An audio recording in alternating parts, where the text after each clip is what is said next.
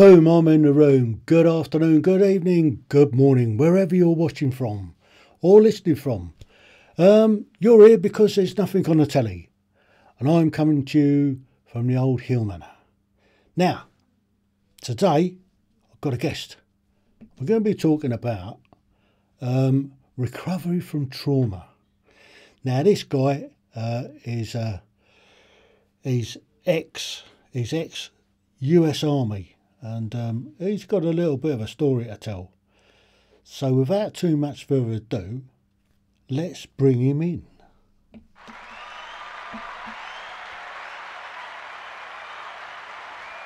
Brian, good afternoon to you. Good evening. Hey, Good morning.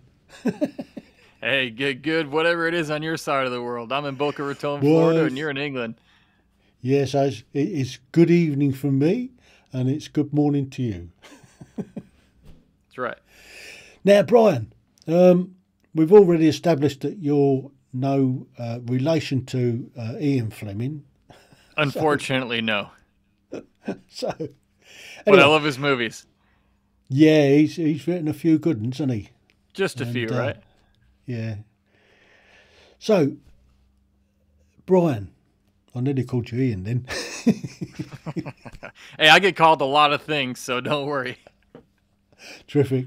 Anyway, so Brian, if you can give us a little bit of a heads up on a bit of your background, and then we'll come back in and we'll talk about how you've recovered from what you've recovered from. How's that? Sure, sounds good. Yeah, I joined the United States Army in So you hang 2003. on, hang on, hang on. Let's change the scene. Let's give you the floor. Oh, there we go. Jumping in there. Right, platform's yours. Yeah, I joined the United States Army in 2003 as an infantry soldier, mainly due to 9/11, and I served in Afghanistan as a team leader in an infantry platoon in 2006. And I'll just give you the short version, but I was in two vehicles that were blown up. First one was on April 18th of 2006. We ran over an IED in the Arghandab River Valley. There was a double stack of anti-tank mines. I actually walked away from that one physically uninjured. We had two guys injured, but they returned to duty a month later. Then a few months later, after that, on July 24th, I was the truck commander in the lead vehicle, front passenger seat of about a 15 vehicle convoy. And we were about 2 miles from the gate to Kandahar airfield when a suicide bomber in a minivan came out of seemingly nowhere, ran into my door and exploded, blew himself and his van into about a billion pieces. And I'm happy to report he's the only person who died that day. So, mission accomplished, sort of. You're a suicide bomber. You went out there to die. It's kind of what he did. He just didn't take any of us with him, though he did injure me and my gunner pretty severely. As a result, I was burned second and third degree. Second degree on my face and neck, which is healed at this point, and third degree on both my hands, which required burn treatment, reconstructive surgery, and I spent a year and 2 months at Brooke Army Medical Center in San Antonio, Texas, here in the States, before getting put out of the military. So yeah, it was one of those days where you wake up and you have a bad year. Have a bad year. Yeah. I mean, Afghanistan during that period, sort of 2006, they were only just starting to get into playing with IEDs. So when I was there in 2006, it was more they'd want to come out and have a stand-up shooting match with you, and they were just like falling plates. And then Hmm. they kind of moved away from that and started putting these primitive IEDs in the ground, and obviously suicide bombs, which you was a victim of. So I mean, a couple of miles from Kandahar. I mean, Kandahar, they were quite happy to sort of drop in the odd mortar now and then, and that's about the most that they had there. Over in Lashkar, I mean, we had a lot more going on. Um, so, I mean, you was obviously on a supply convoy. You was the escort. I was actually wanting to reclass my job to EOD, which is explosive ordnance disposal, the bomb squad. And then I got blown up on the way. And so I took that as a sign from above. that's not the right direction Yeah, I'm supposed to go with my life. fair one. So, so talk Stranger us than through. fiction. Yeah, I mean, talk us through what you can remember of what happened. So you've got this convoy. You're at the front of it. Hmm. You're a couple of miles from Kandahar Air Base, and a suicide bomber decides that he's going to take you out. What happened next? Yeah, I actually don't remember anything happening. It was sort of like the blink of an eye. It was sort of like everything was normal and fine, and then I blinked my eyes, and I was laying in a ditch, face down on the side of Highway 1, and I didn't know where I was. My helmet had been somehow taken off my head or blown off, or I don't know. Blood pouring out of my face. I did sort of a push up, and to get to my feet, my face was again burned off second degree. My neck. I didn't know that at the time. There was no follow-on ambush, thankfully. But my first thought was, why would I go to sleep here? Because I didn't remember laying down there. Then I thought, oh damn, maybe we're in a firefight, but nobody's shooting. And then I thought, Hmm. where the hell's my weapon? Because I couldn't find my weapon. It was still in the vehicle, and so which was about 10 or 15 feet away. And so yeah, that's kind of what I recalled from it. And fortunately, it only took the medevac helicopter about a half hour to get there, from the explosion to being notified, wheels up. I mean, right outside the base. Thankfully, we were that close, and medevac bird came and got us, picked us up, and took us into the field hospital there.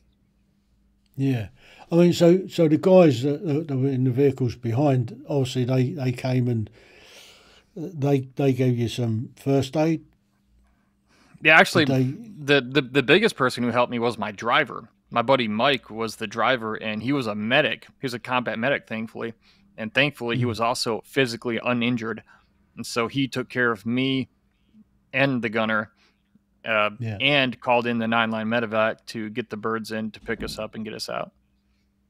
yeah. He did his job flawless under pressure. He's incredible. Yeah, so you were in a Humvee. I take it Yep. it was 3-man crew. Yeah. So yeah, so he was on the right hand side. You was on the left as a commander. Yeah, I was in the front passenger seat, which is the front right hand seat. Oh yeah, because you left hand Well, drive, didn't you? if you're doing it the American way, if you're doing it the British way, it might be Yeah, backwards, or not backwards, but depending on how you define the yeah, other way. absolutely.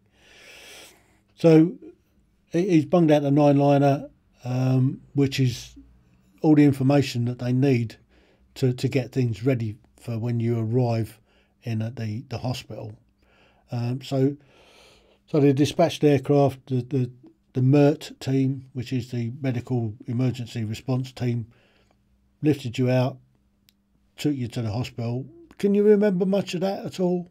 Were you conscious through that, or? Yeah, I walked to the helicopter, and then I stepped off the helicopter, walked into the hospital there, and everyone's like walking around with their trays of chow, because it's lunchtime, and so everyone's Yeah, normal, just going about their business, and here I am with no shirt on, no top, because they had to cut it off me because they didn't want to pull it over my face and neck because it was burned. So I'm out there, no shirt on, bloody burn, charred face, just walking and getting stares like you couldn't believe. If you've ever like everyone who walks by you stares at you, it was that kind of feeling. And even I guess. the I mean, somewhere like Kandahar, they're not used to seeing casualties coming in like that. yeah, So probably not. I mean, a lot of those people they, don't have to leave the fob, thankfully. yeah, I mean, they spend most of their time down the boardwalk having pizza and Hey, I remember that Dunkin' boardwalk. Donuts. I brought I had $300 cash in my left shoulder pocket. I was going to use it all at the Burger King and the Pizza Hut, and I never got to do it. And somebody took that money. I never got the money back, but I hope somebody got to put it to good use. And so I had been to the Yeah, boardwalk once or twice. yeah, funny old place, Kandahar. I Yeah. mean, Bastion was a bit like that towards the sort of the later stages. They put in I think there was a Pizza Hut or a Burger King or something in there as well. So yeah, it got better after we left. Go ahead. Yeah, talk us about what happened during the. You walked into the place and you're all burnt up and everything. So they took you into the ER room, I guess, and started working on you. How much of that can you remember? Yeah, they laid me on a gurney and just said, sit tight, just chill out, stay here. Of course, it was 130 out that day, probably about that. Yeah. I was burned. So at this time, my adrenaline was dying off too, because it had been a good half hour, 45 minutes or an hour since the explosion. And I'm laying there. I have 2nd and 3rd degree burns. I have no medicine in my system. So I'm in pretty big bit of pain. And so they didn't get a morphine shot at all then? Oh, eventually. And one guy walked up to me and he said, "Oh, hey," he started talking to me. And I thought he was a medic. So I thought, hey, this guy's going to help me. And he walks up, big smile on his face. He goes, "Whoa, man, can I take your picture?" That's exactly what he said. And I'm like, did I hear this guy right? Like, something's wrong with me. And he's wanting to take my picture. I said, "Yeah, man, but how about some medicine? I'm hurting here, man." He goes, "Oh, yeah, I'll get you some medicine. Don't worry." Snaps my picture, walks away. I never saw the guy again. But here's what he did. He took that picture and he put it onto a CD, burned it to a CD, and sent it home with me. So I have a souvenir. I have a picture. If you go to blownupguy.com, that's my speaking website for when I do keynote speeches. And on that site, I have that picture with my face burned off, bloody, from like a half hour after it happened. I just happened to get the picture. But yeah, they took care of me eventually. Yeah. I mean, that morphine jab is been one of the first things that your buddy should have given you. Yeah, I mean, they did everything they could. My gunner was worse off than me, so I would imagine they helped him first, and I would definitely opt for that for sure. Yeah. So, how long were you in Kandahar before you got Kazovac back? Probably about 12 hours. Then I got sent to Bagram for a few hours, Bagram to Landstuhl in Germany, and then from Landstuhl to San Antonio. I was home. I went from Kandahar to San Antonio, Texas in 3 days, and they really took care of me. I'm really proud to say that. The medical care was best in the world. They took care of me completely. Wow. That's let's face it, the medical teams in Afghanistan were dealing with some real challenging trauma stuff. And what came from that is real expertise in dealing with real, first class medical treatment of trauma. Absolutely. I went back to Afghanistan in 2013, which it had way developed by that point. It was way better there. So much advancement had been made. I remember talking to the commander of the field hospital at Kandahar Airfield in 2013 when I went back. Do you know what he told me? And I wouldn't believe this if he didn't tell me himself. He said that the survivability rate, if you arrive at the Kandahar Airfield Hospital with a heartbeat, if you arrive, no matter your condition, no matter how many legs, arms, whatever you're missing, if you arrive with a heartbeat, they had by their own stats, they had a 99% survivability rate, which means if you arrive with a heartbeat, they're probably going to save your life. I've never heard of that kind of stat anywhere, but that was straight from him. That's impressive. I mean, yeah. I mean, the only experience I had of the field hospital in Bastion was on my. In fact, that was 2006. Where I was sleeping on a camp cot, I got a real dodgy shoulder, and I had to go to the hospital to get an injection in the shoulder. I mean, the needle was about 4 inches long, and this doctor said, "This might smart a bit." I almost passed out. but he put this injection into my shoulder, and it eased it off a bit. But I ended up when I got back, I had to have a shoulder operation anyway, and they made 3 holes in and keyhole surgery on it, so it's kind of saved it. But yeah, I mean they do their stuff in there, and we saw quite a lot of casualties going through there at some stage, and I came back on a Kazakh flight on R&R. So, I mean, you guys didn't get R&R, did you? No, we weren't there long enough by the time I got hit. Yeah. Yeah, but you end up doing a year out there, didn't you? You guys. I lasted right about 6 months. Well, I lasted from March to July of that first tour, and between those 2 explosions and the second one, medevaced me out.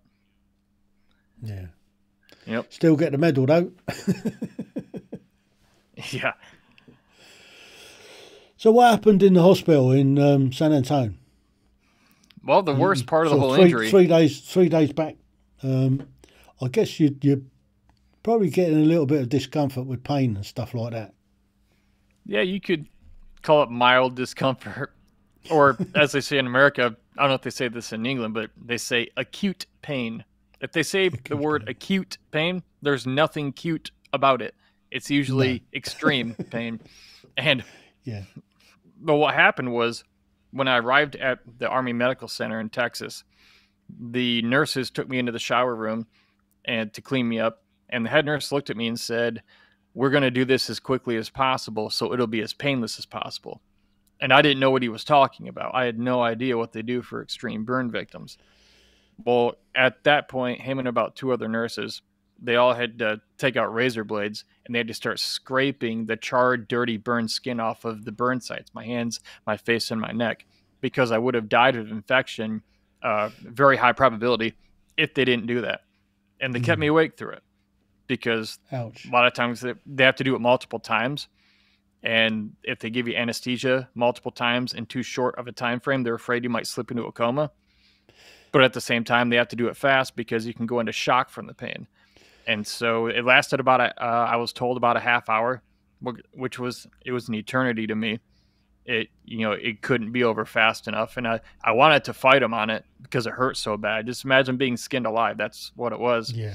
But I knew if I fought them on it, everything in my head said, they're helping you. They're helping you. Like, they're gonna have to. If you fight them, it's gonna make this longer. And so I just had to lay there and take it. And it was the worst experience of my life. It was the absolute worst physical pain I've ever been through. And it's not even describable in words. Yeah, but did you crack?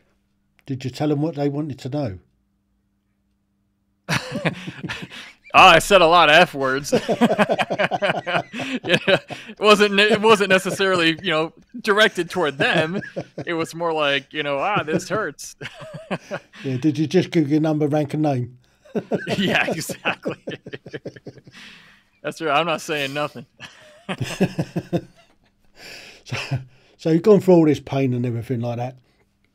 When did they start to do the reconstruction work? Yeah, just a few days later. That was on a Friday night.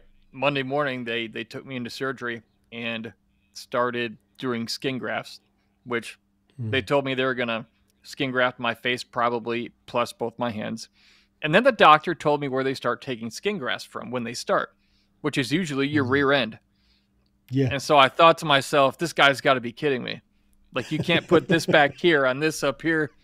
I was thinking, like, my wife will never kiss me again. All those names I was called as a kid, they'll be true. And I'm thinking, like, thank God I don't have a tattoo back there, because then it would be up here on my face. Things like that. I thought it was the medicine. I'm like, is this guy saying he's going to take skin from my butt and put it on my face? Like, what? And so, thankfully, they didn't have to do that. But they did have to skin graft my hands. So if you ever shake my hand, it doesn't have to be weird. That's not where they took the skin from. They actually ended up taking it from the front of my thighs, which is a little bit less weird. But my wife always tells me and harasses me. She says I have leg hair on my hands. So I guess if that's the worst thing you walk away from a suicide bombing with, it's a pretty good day. Yeah. But yeah, that's what they had to do. I had to go through a bunch of physical occupational therapy. I couldn't make a fist because skin grafts, they shrink dramatically after they put them on. and it was over the knuckles of my fingers. And so I had to do tons of therapy for months to be able to, make a fist Yeah. again. But I'm fully functional now, and I'm very grateful. I'm very fortunate. So, other than the physical trauma that you suffered, did you suffer any mental trauma throughout this? How did they treat your mental well-being? Well, the first thing they do is go ahead. Yeah, because the way that we do it is that we talk about it, and you're talking about through peers and all the rest of it. So you go through lots of sort of looking at what's happened and trying to not re-traumatize, but trying to put it into perspective. So how did they deal with that with you? Well, I never had too bad of a perspective on it. For some reason, mentally, I was fine with it. Whenever the doctor would ask, they send you to counseling, they say, well, what happened? And I'm like, well, a suicide bomber tried to kill me, but I'm still here. So grateful for that. I'm recovering and I'm going to get better. What's for lunch? It wasn't trying to be impressive, but I also wasn't dodging talking about it. I just never had a problem talking about it, and I still don't. But they would send me to counseling to talk, and I mean it's good to do. It's good to be able to express it. Some people talk, some people write, some people paint, some people write songs. It's there's the arts. The arts are amazing therapy. Whatever way you express, any way you can express yourself, do it, because it's very helpful. And so the thing that helped me out the most though was when a guy taught me how to use my story. How he was a Vietnam veteran who was injured severely in Vietnam, and he had been using his story for 30 or 40 years at that point. And I met him at the hospital. He gave a speech to me and 30 other guys who had been blown up and shot up. And we hit it off. We became friends. And he told me he would show me how to do something with everything that happened. And that led me down to where I am now, almost 17 years later. I've been speaking all over the world. I've flown into London. I've spoken over in England, one of the places. And, I talking about with a therapist is fine. That's a good starting point. I never really connected. What really helped is when I started talking about it for a purpose.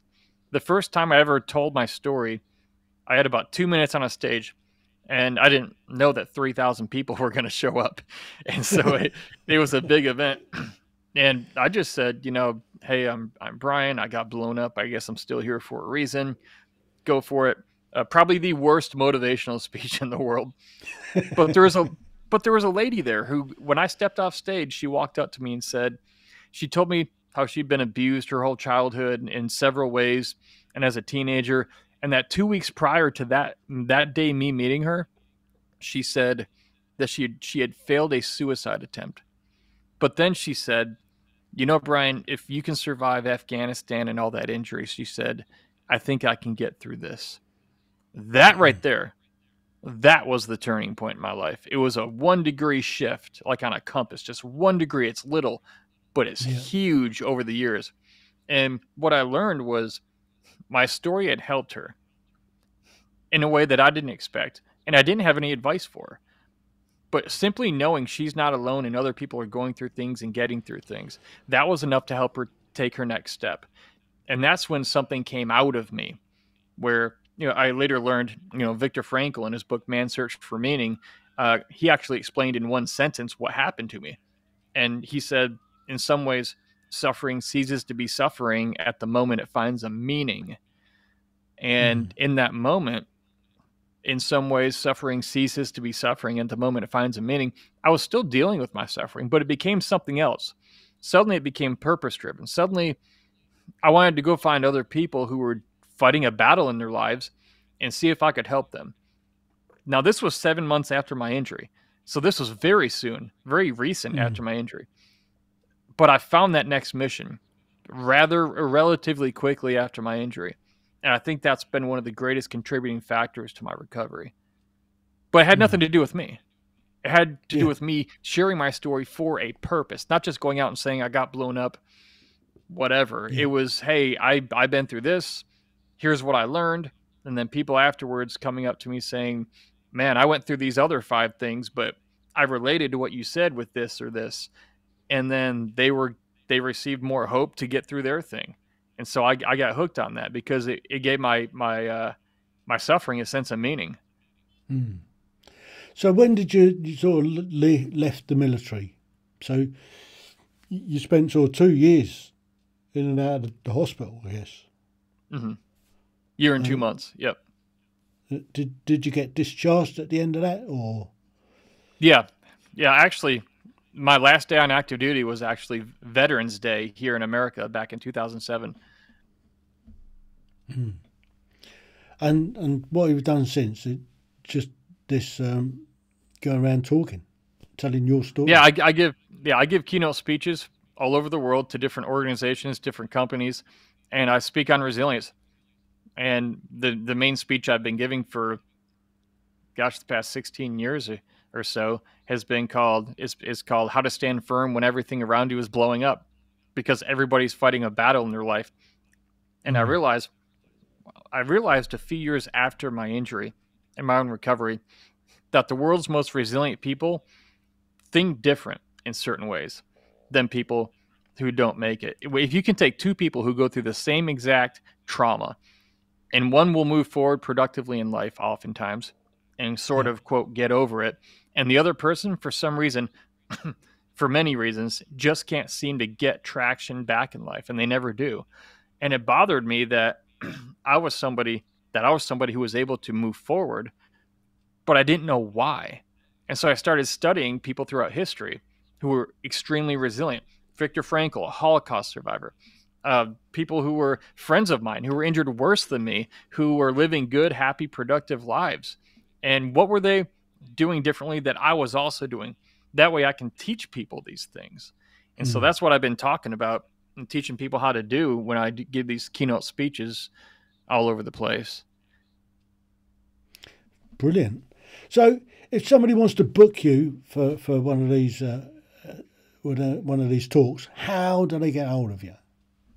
blownupguy.com. I'm a guy. I got blown up, so it's easy to remember. It's blownupguy.com. Even though there are thousands of guys like me in America and Britain, Yeah. uh, I'm just the guy who bought the website for $9 back in 2008.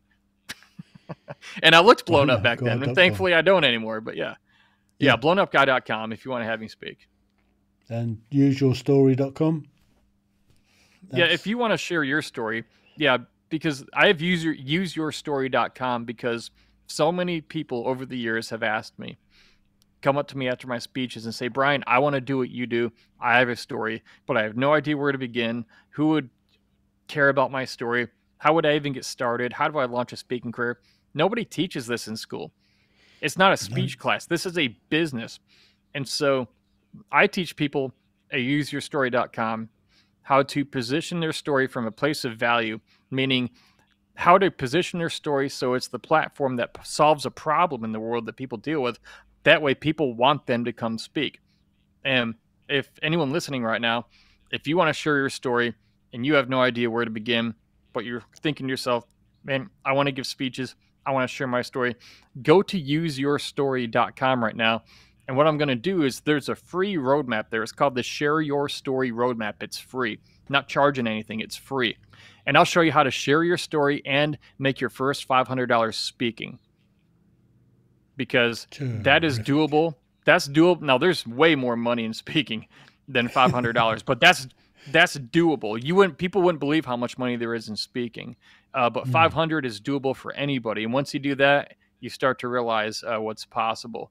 And so the thing is, too, you have to be able to be financially productive with whatever you do.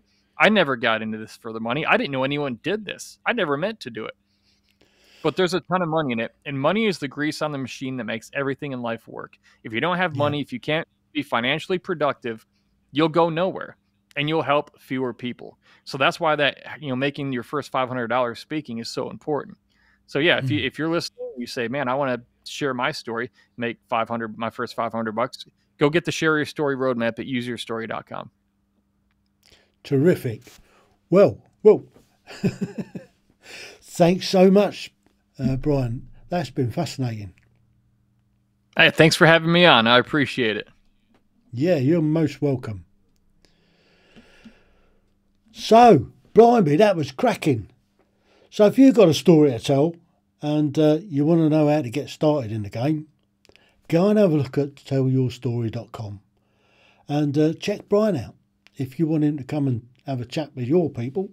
And yeah, click on the links. The links will be down in the description.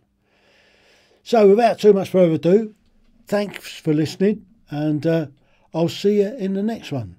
So until then, TTFN. Ta-da for now.